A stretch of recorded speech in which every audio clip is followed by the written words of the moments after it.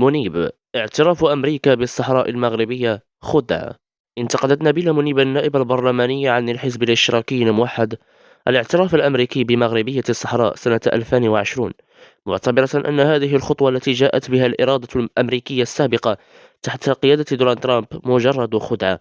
قالت منيب في حوار مع موقع سبوتنيك الروسي: في المغرب كانت الخدعة من الجانب الأمريكي، حين اعترف الرئيس دونالد ترامب بالحكم الذاتي للأقاليم الجنوبية المغربية، في حين إن التاريخ والجغرافيا والقانون يؤكد أن الصحراء مغربية كما يعرف الجميع ذلك. لكن أوروبا وأمريكا تريد الضغط على المغرب للحصول على المكاسب. جاء هذا خلال حديث منيب عن تطبيع العلاقات بين المغرب وإسرائيل بوساطة أمريكية، موردة أن ما حدث بشأن تطبيع مقابل الاعتراف بالحكم الذاتي يؤكد عدم التوازن في العلاقات، بل يؤكد الغطرسة الدولية في فرض أجندتها وسياستها.